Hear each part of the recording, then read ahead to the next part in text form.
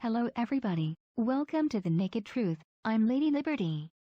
Today I'll be talking with Mitt Romney and Paul Ryan about their religious views. Hey guys. Greetings Lady Liberty, I'm Mitt Romney. Hi, I'm Paul Ryan. First I'd like to talk about the Church of Jesus Christ of Latter-day Saints, or the Mormon Church. Great. I do enjoy talking about my faith. Many believe that you've avoided talking about your faith. Do you think talking about your religion may discourage more moderate voters? Not at all, I love my church. I definitely don't avoid talking about it for fear of losing more moderate and sane voters. Great. Let's start with some questions about some of the things that may raise a few eyebrows from the American public. Alright. Is it true that Mormons believe that God lives on a planet called Kolob? Absolutely. The prophet Joseph Smith revealed that God lives on or near Kolob. You also believe God used to be a mortal man? Yes, Mormon doctrine teaches us that God was a man. He became a god after facing a great trial. So, did God create the universe before or after he became a god? Well, after, of course. I see. And Mormons also believe there are 3 levels of heaven? Yes, Liberty. Depending on your devotion to the Mormon faith in life, you can achieve different levels of heaven in death. Do you think you're on track for the top level? Of course, I've given tens of millions of dollars to the church and always wear my magic underwear daily. I also go out of my way to treat the LGBT community like shit, as God would have wanted. What do you get if you achieve the top level? Well, you become a god yourself and get your very own world. Wow, sign me up. What do you think you'll end up calling your world? Romniverse. Naturally. But what about non-Mormons? Do they go to hell? Of course not, Liberty. They get reincarnated so they have another chance to become a Mormon. Better luck next time, Paul. Haha, thanks Mitt. Your church also does not believe in gay marriage.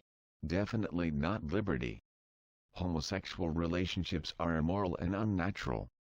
Marriage is supposed to be about having a family and sex is supposed to be about procreation. Homosexuals obviously can't procreate with each other. Right on Mitt. My church also opposes these kinds of immoral relationships. We Catholics make sure homosexuals know we think they are immoral deviants, engaging in evil unnatural behaviors. Are you aware that numerous species on this planet engage in both homosexual sex and even have long-term same-sex relationships? Well, even if that's true, it really doesn't matter, Liberty. God gave humans the ability to choose not to have super gross gay sex. It's obvious that he did not want them to actually act on any of their feelings. Exactly Mitt, we don't care how animals behave. The other animals on the planet are just here for us to kill, eat, and wear. They are also good for shooting and then posing for pictures with. Everyone loves a good picture of you smiling next to a carcass. I think it demonstrates that homosexuality is a natural occurrence. Observing both our own species and others also seems to indicate that sex for purposes other than procreation is perfectly natural. Ick.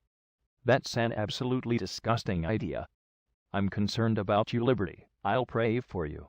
Don't be fooled, Liberty. The devil is trying to trick you.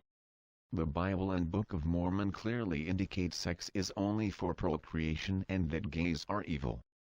How could you possibly dispute information written by sexist, racist and homophobic old men hundreds or thousands of years ago?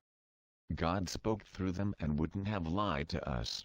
You also seem to think marriage is historically between one man and one woman. Actual history books seem to indicate a much more diverse history of marriage. Same-sex marriages have occurred in many civilizations. There are even records showing same-sex Christian marriage ceremonies being performed during several centuries. Even the Vatican has records which support this. Lies, Liberty. Lies from deviant homosexuals and the liberal media machine. They are trying to trick you. Exactly. Marriage has always been between one man and one woman. It's an undeniable historical fact.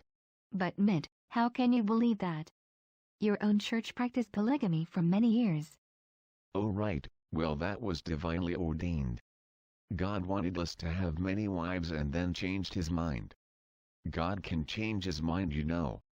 It's like when people have near-death experiences. God was like, your time's up, but then before you were done dying he was like, never mind. History seems to show that Mormons only stopped practicing polygamy after being pressured by the United States government. Not true, Liberty. Our church's leader is a living prophet. You see, when we elect a church leader, they magically form a direct connection to God. Whatever they say goes. The prophet at that time received a revelation that God no longer wanted us to have multiple wives. So we stopped.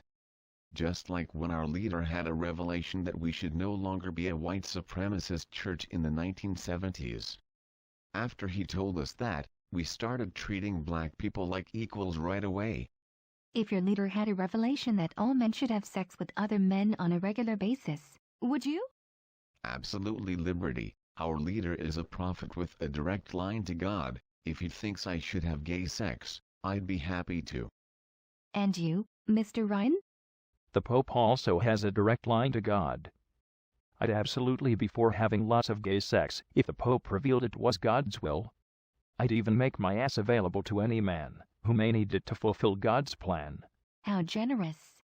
Let's shift topics and talk about women.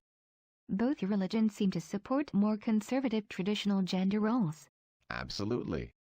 Men and women were created differently and were meant to serve different functions in society. Exactly, women are more suited to caregiving and sandwich making. I agree. I've tasted a lot of sandwiches, but I've never cared for a man's sandwich as much as I've cared for my wife's. Her sandwiches are just better. That's sweet, I guess.